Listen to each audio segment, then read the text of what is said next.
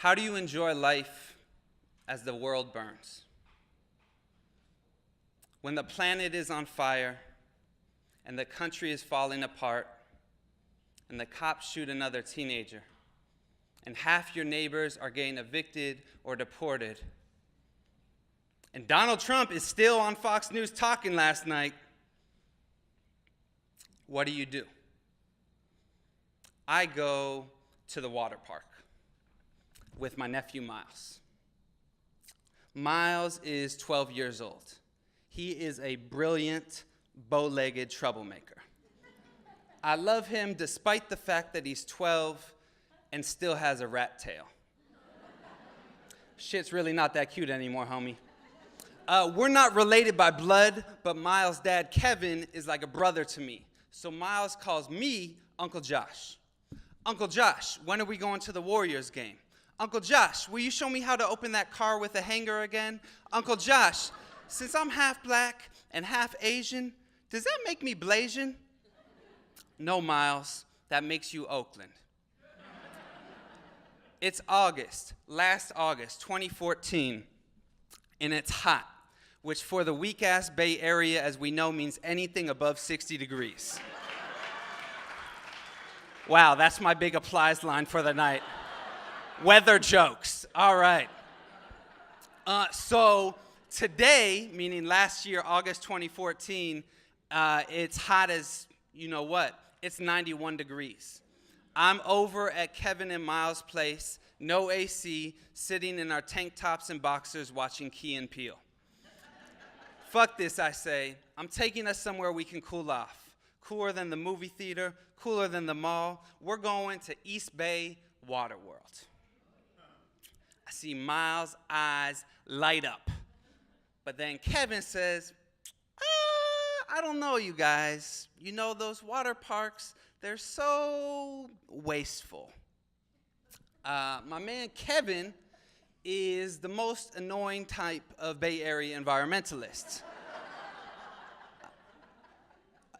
Y'all might recognize him. He's the type of dude who will come over your house, use the bathroom, not flush, but instead write a note on the toilet paper telling you how much water he's just saved you. That's a true story every fucking time.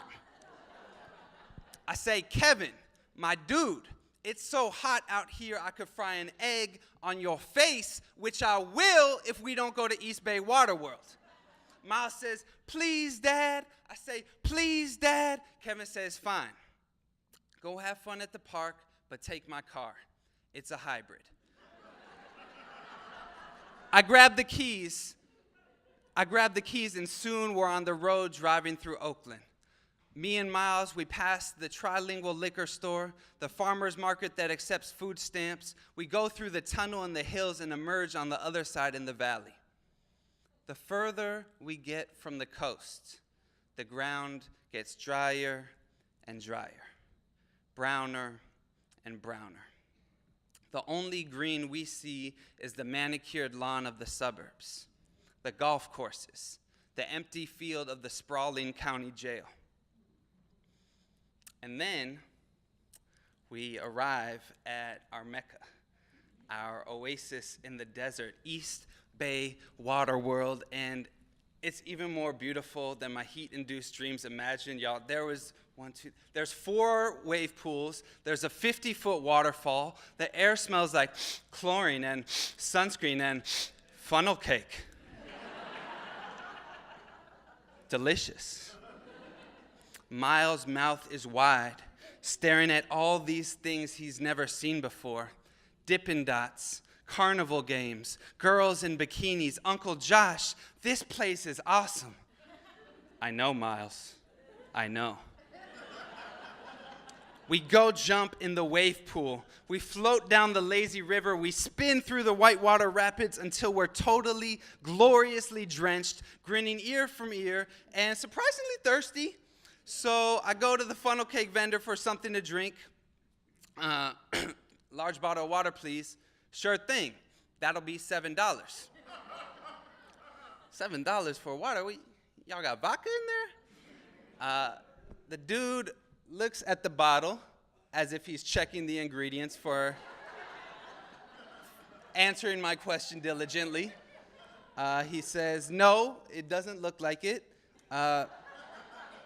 This is bottled up near Lake Tahoe. This is California water. California water. I buy 2 bottles and go back to where Miles is pointing up towards the sky. I follow his gaze. There, staring down at me from the tallest point in the park, is the largest slide I've ever seen. The tallest slide in Northern California, the Annihilator. You're familiar? You like that one? It's pretty good. Wait till you hear the rest of the story. So the Annihilator, if you know, is a 7-story, 80-foot free fall drop down, all in just under 5 seconds. It's one of those slides, y'all might be familiar, y'all take your kids. It's so vertical when you go down, your back comes off a little, and you feel like if you lean over just a little bit, you're done. It's the type of slide that's illegal in 27 states and most of the European Union. But hey, this is California. We invented Google. Our bad.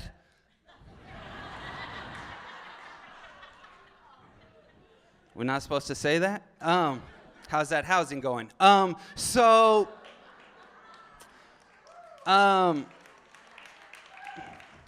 Get more applause for the weather. Okay, so we're looking at the slide. It's really big. Oh, yeah.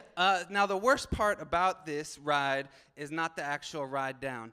That's only 5 seconds. Now, the worst part, as you know, is the 30-minute wait in line. Watching and hearing every kid go down this slide. Hearing every scream, every shriek, every, oh, sweet baby purple Jesus. That's a direct quote from a 9-year-old. Shout out to Purple Jesus.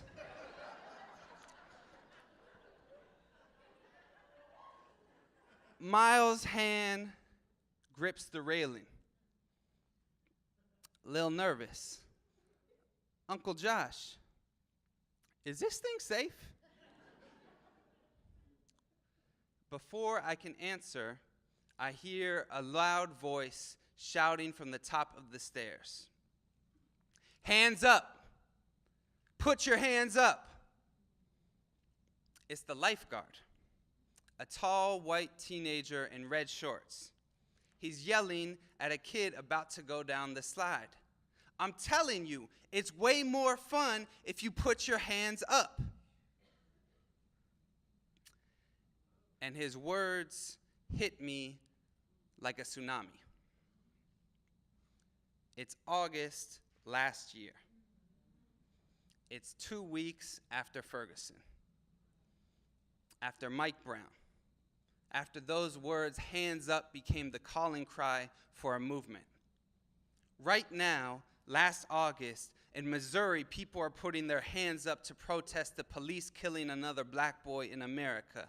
In California, I'm watching kids put their hands up as they go down a water slide called the Annihilator, and my nephew asked me if it's safe here. It's August in America. In Detroit, they're shutting off poor people's water. California is suffocating of thirst.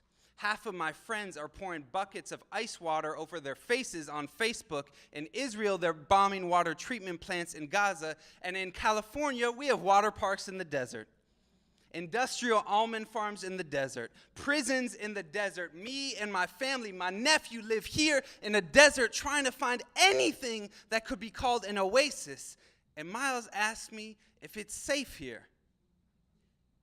What am I supposed to say to him?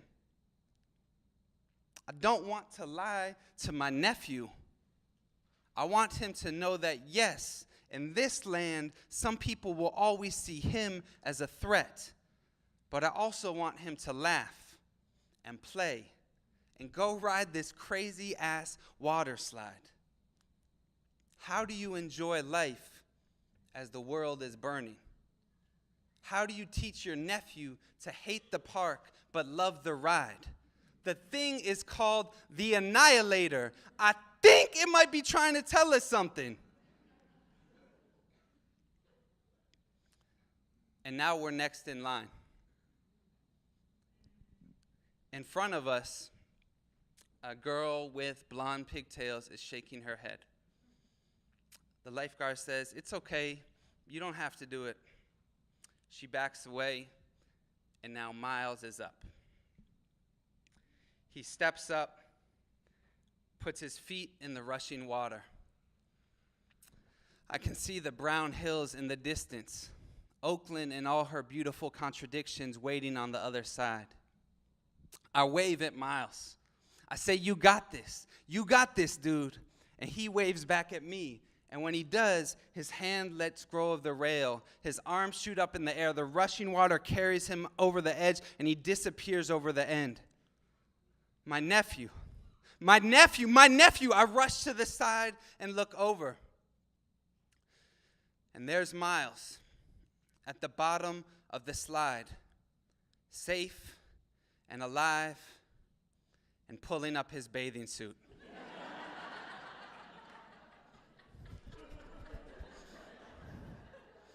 He jumps up and rushes to get back in line. And the cycle continues. Water, blood, life, death, and maybe rebirth. I'm still on the top platform of the slide. I walk to the edge, look down at California, lift my hands, and let go.